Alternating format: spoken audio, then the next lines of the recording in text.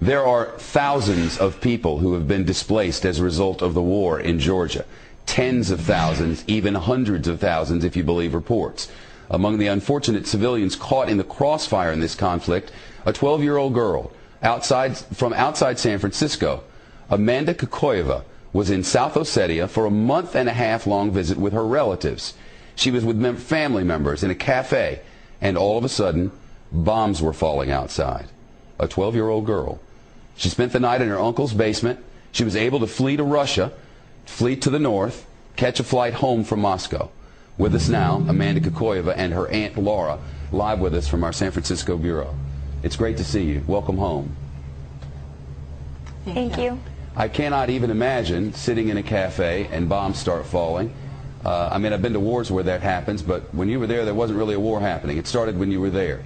Describe for us what that was like. It was really scary. I didn't know what was happening. We were just sitting normally, and everybody from outside started running in, and it was just so scary. Where did you go? What did you do?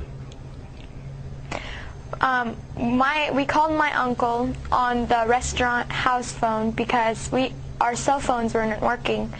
And so we called him, and he came to pick us up and drove us to his house.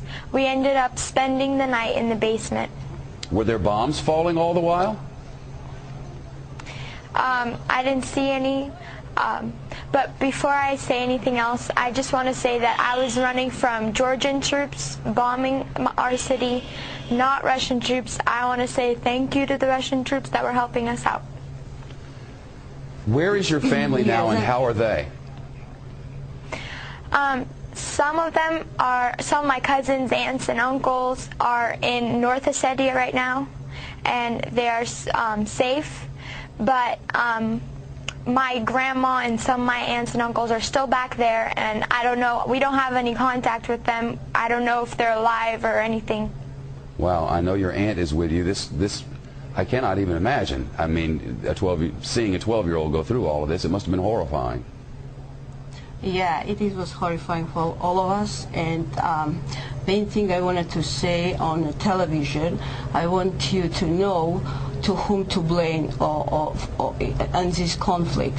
That's Mr. Saakashvili, who started this war, and Mr. Saakashvili, who is aggressor, and who in 2 days my people, Ossetian people, were killed and were bombed, and 2,000 people were killed in 1 day, and that's what I'm against. I would never cut you off. Unfortunately, a commercial break will take us there in 4 seconds, whether we like it or not. I'll bring you back after the commercial. You don't want to back. hear that. I'll be right back with you. Thank you. Stay by. Back with us from San Francisco. This program ends in less than a minute, but I want to give you 30 seconds to complete your thought. So go ahead. Yes, my house is burned in South Ossetia, where I lived, and we can blame only one person, and Georgian government. I'm not blaming Georgian people.